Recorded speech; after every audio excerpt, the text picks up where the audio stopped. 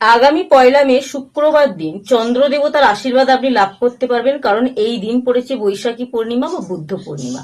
এই বৈশাখী পূর্ণিমা বা বুদ্ধ পূর্ণিমার দিন কিন্তু চন্দ্রদেবের আশীর্বাদ আপনি সম্পূর্ণ লাভ করতে পারবেন, কারণ এই দিন চন্দ্রদেব সম্পূর্ণ উদিত হবেন এবং এই দিন কিন্তু চন্দ্রদেব যৌবন অবস্থায় থাকবে। এই কারণে কিন্তু আপনার যে কোনো মনের ইচ্ছা আপনি চন্দ্রদেবের কাছ থেকে আশীর্বাদ হিসাবে লাভ করতে পারবেন, ঠিক যখন সন্ধ্যার পর চন্দ্রদেব সম্পূর্ণভাবে উদিত হবে। পূর্ণিমার সন্ধ্যায় চন্দ্রদেব যখন সম্পূর্ণভাবে উদিত হবে, এই 5টি কাজ কিন্তু ভক্তি এবং শ্রদ্ধার সাহায্যে করুন। তাতে কিন্তু আপনার জীবনে সুখ শান্তি বৃদ্ধি পাবে, কারণ চন্দ্রদেব সন্তুষ্ট হলে মন শান্তি, সুখ, সমৃদ্ধি, সকল জিনিস এবং অর্থের দিকের উন্নতি কিন্তু অতিরিক্ত মাত্রায় বৃদ্ধি পায়। তাই কিন্তু এই দিনটা হাতছাড়া হতে দেবেন না। এই দিনটা কবে পড়েছে? 1 মে শুক্রবার দিন। তবে বুদ্ধ পূর্ণিমা বা বৈশাখী পূর্ণিমা পড়ছে কিন্তু 30 মে বৃহস্পতিবার সন্ধ্যা 8টা 27 মিনিটে এবং এই পূর্ণিমা তিথি সমাপ্ত হবে 1 মে শুক্রবার দিন রাত্রি 9টা বেজে 38 মিনিটে। পালন করবেন 1 মে অর্থাৎ শুক্রবার দিন।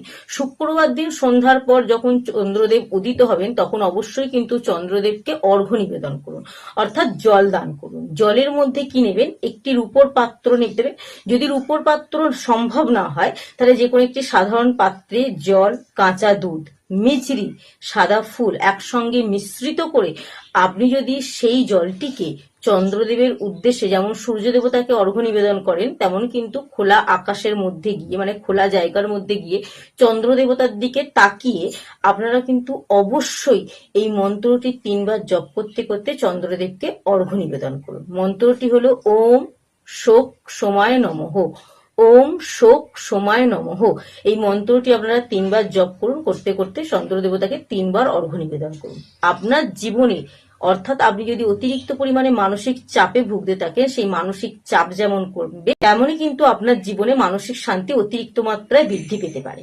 এই দিন আপনারা চন্দ্র দেবতার উদ্দেশ্যে কাঁচা দুধ এবং চাল দিয়ে যদি ক্ষীর তৈরি করতে পারেন অমৃত যোগের মধ্যে।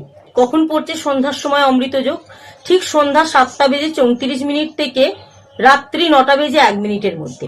এই সময়টির মধ্যে আপনারা অবশ্যই কিন্তু ক্ষীর তৈরি করুন। ক্ষীর তৈরি করার পর চন্দ্রদেবকে নিবেদন করুন এবং নিবেদন করার পর সেই ক্ষীরের পাত্রটিকে ঢাকা দিয়ে চন্দ্র দেবতার কাছে, অর্থাৎ খোলা আকাশের নিচে চাঁদের আলোয় কিছুক্ষণ রেখে দিন। এই যে অমৃত যোগটা থাকছে 7টা 34 থেকে 9টা 1-এর মধ্যে, এই সময়ের মধ্যে কিছুক্ষণ সময় কিন্তু অবশ্যই রেখে দেবেন চাঁদের আলোয়, ঢাকা দিয়ে রাখবেন। তারপর কিন্তু সেই জিনিসটিকে আপনারা যদি প্রসাদ হিসাবে সকল ব্যক্তি গ্রহণ করতে পারেন, তাহলে আমাদের সংসারে যেমন সুখ শান্তি সমৃদ্ধি বৃদ্ধি পাবে, তেমন কিন্তু আমাদের পরিবারের সকল ব্যক্তি সুস্থ থাকবে। শারীরিক দিক থেকে সুস্থ থাকতে কিন্তু অবশ্যই আপনারা এই কাজটি করতে পারেন।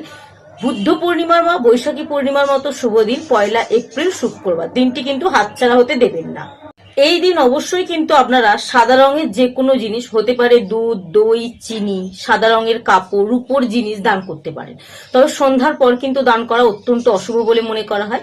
এই শুক্রবার দিন 1 মে দুপুর ঠিক 12টা বেজে 52 মিনিট থেকে দুপুর 2টো 34 মিনিটের মধ্যে যে অমৃত যোগটা আছে, এই সময়টির মধ্যে যদি আপনারা এই সাদা রঙের যে কোনো জিনিস যে কোনো দুস্থ ব্যক্তিকে দান করতে পারেন, অত্যন্ত শুভ বলে মনে করা হয়।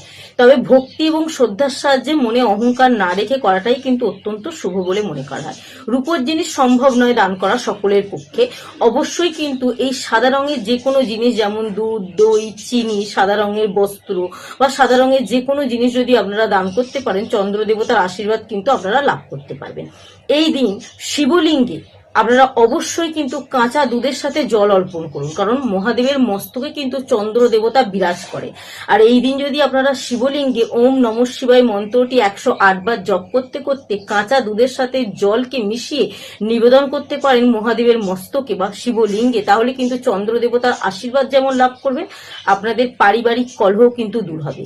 পারিবারিক কলহ দূর হলে কিন্তু আমাদের জীবন খুব সহজ হয়ে যায়, আর এই সহজ করাটা কিন্তু আমাদের অত্যন্ত জরুরি।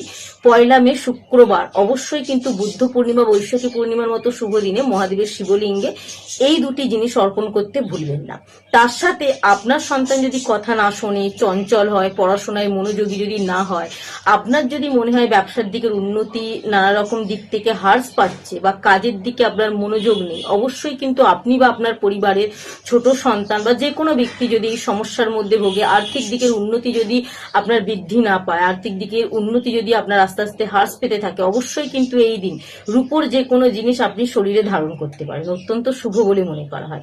এই কয়েকটি জিনিস যদি আপনারা ভক্তি এবং শ্রদ্ধার সাহায্যে করতে পারেন তাহলে কিন্তু অত্যন্ত শুভ বলে মনে করা হয়। এই দিন আপনারা তুলসী গাছের গোড়ায় এই দুটো জিনিস যদি পুঁতে দিয়ে আসতে পারেন অত্যন্ত শুভ বলে মনে করা হয়। তবে এই দিন কিন্তু তুলসী গাছকে স্পর্শ করবেন না।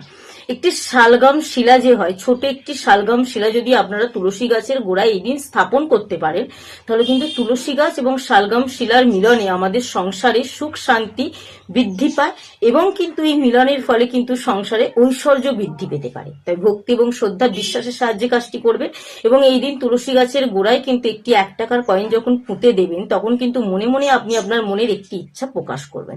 দেখবেন খুব সহজেই কিন্তু আপনার সেই মনের ইচ্ছাটা পূর্ণ হবে এবং আর্থিক দিকের উন্নতি কিন্তু আপনার বৃদ্ধি পাবে। এবং চন্দ্র দেবতার কিন্তু সকল সংখ্যার মধ্যে 2 সংখ্যাটি অত্যন্ত পছন্দের। আপনি যদি চন্দ্র দেবতার আশীর্বাদ লাভ করতে চান অবশ্যই কিন্তু 2 সংখ্যাটি কমেন্ট বক্সে 3 বার লিখে যান। দেখবেন চন্দ্র দেবতার আশীর্বাদ কিন্তু আপনিও লাভ করতে পারবেন। এবং যদি মনে হয় ভিডিওটা থেকে কিছু শিখতে পারলেন তাহলে কিন্তু ভিডিওটা একটু শেয়ার করুন। দেখবেন সকলে কিন্তু আপনার মতো এই কয়েকটি ছোটখাটো নিয়ম পালনের মাধ্যমে নিজে এবং নিজের পরিবারের ব্যক্তিকে সুখে রাখতে পারবে।